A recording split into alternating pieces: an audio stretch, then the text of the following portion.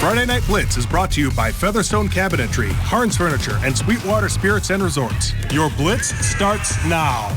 That music just feels a little more intense this week. It might just be in my head, though, because it is the first round of the playoffs. 20 local games tonight that involved teams in our viewing area. Unfortunately, we couldn't get to all of them. We're not miracle workers, but hey, there were some great games. And of course, many team seasons did end tonight, while others are moving on to the second round. Yeah, one of those teams that were hoping to move on to the next round was WAUSAU West. The Warriors hosting NEENAH at Tom Field. The Comets were up 19-0 at halftime, but West would come out firing in the second half. Reed Napawaki, he's going to take the pitch, he's going to bounce it outside, and then like a good back, he's following where the hole is. He's busting it to the middle.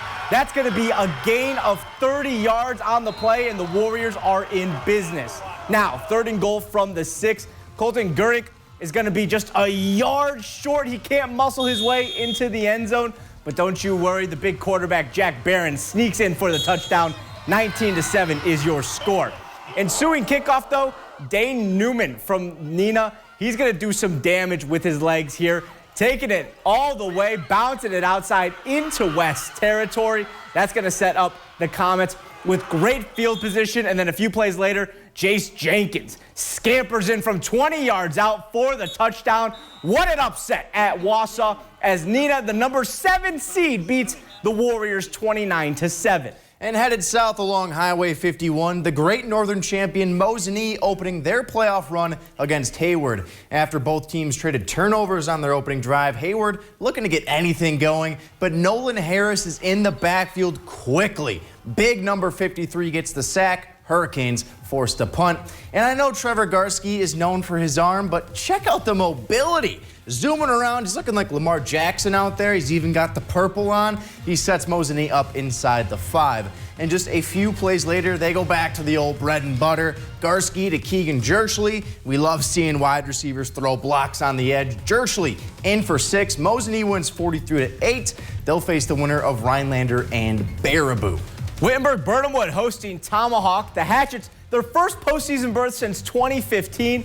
First quarter, Ben Wazlowski has all day to throw on 3rd down. He can't find anyone, so he's going to step up and run it. But Isaiah Stelling with the big boy hit's going to get him short. But the extracurriculars after the play going to cost him. That's going to be an automatic 1st down. And then the next play, the Chargers are going to run it in for the score. That is going to put them up 7-0. And then later on, it's Wazlowski finding his made man, Caden Schmidt. They found the end zone 7 times last week. They didn't get this many, but they did win today. Tomahawk falls in this one 54-12.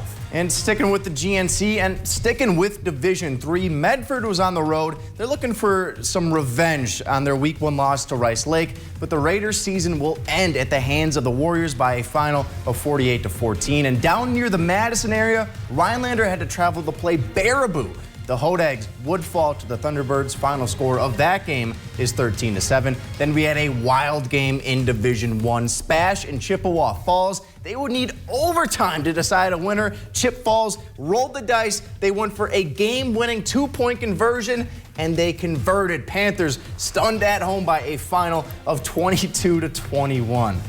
Unbelievable. Unreal. All right, though, Griffin. We're about halfway through the Blitz. I think it's time we take just a quick break. Yeah, I'm right there with you. I need some water. Coming up next, though, we'll have some more highlights, of course. Of course. But in the meantime, maybe grab a refill, grab some water, maybe a snack. I'm a big popcorn guy myself, especially kettle corn. I don't even want to hear that. Kettle corn's not real popcorn in any way, shape, or form. That's a horrible take. I'm sorry to say it.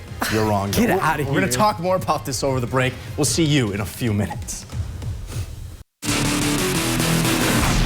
And welcome back to the Blitz. Griffin, I'm sure you've heard the old saying before, 2's a company and 3's a crowd, right? Yes, of course, I've heard that before, but it's not really sure how it applies to the Blitz. I'm getting there, okay? But if 2's company and 3's a crowd, you know what 8 makes? Not a clue.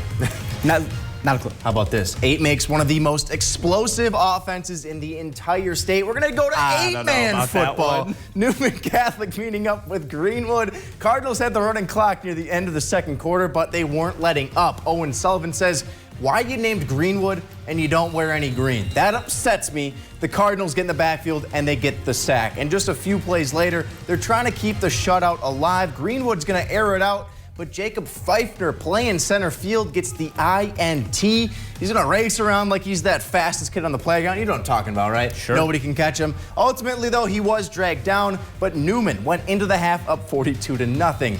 And on the other side of the break, I guess Pfeiffer just had a nose for the football in this game. This ball is on the turf. Pfeiffer falling on top of it. NEWMAN taking over inside Greenwood territory. And NEWMAN's offense, just like their mail route, it always delivers. Think about it. There's layers to that joke. Connor Crash finds Eli Gustafsson for the score. Cardinals move on to round 2 with a 56-0 win. How about to WABENO, where the Rebels host the Three Lakes Blue Jays? We're jumping straight to the second quarter. No score yet until Connor Taylor. He's throwing an absolute dart here to Adam Sieber. That's 6 points. The 2-point conversion was no good.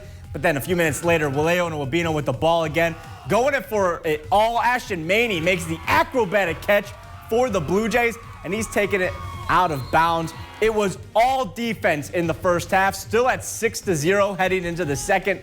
Rebels trying to end the defensive stalemate. Taylor finds Sieber on a screen. Sieber's going to make the Blue Jays miss, get some help from the nice blockers, and that is going to be 6 more points for the Rebels. The 2-point conversion is good.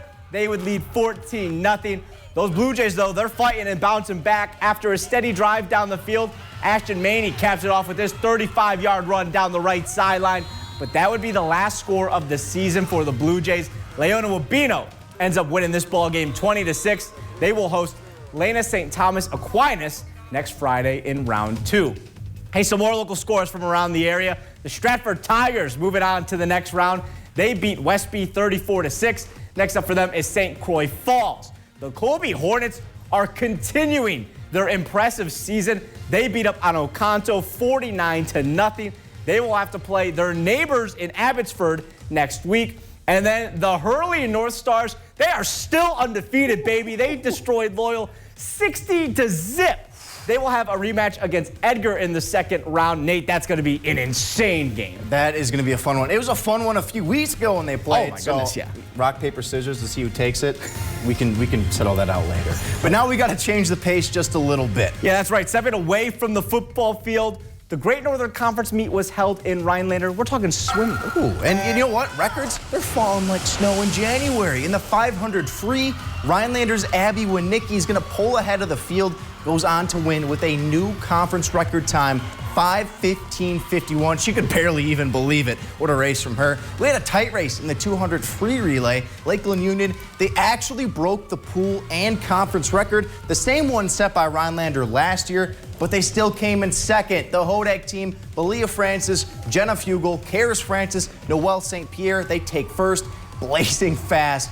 138.43. Malia Francis also set records in the 50 free, the 100 back, and was also part of the record-setting 200 medley and 400 free relay teams. I don't know if I need to tell you this, Griffin. I think you already know. I think the people watching at home already know. But Malia Francis is a pretty good swimmer. And those Hodags really good at swimming, obviously. State champs last year. Could they run the table again? 2-time back-to-back? Ooh.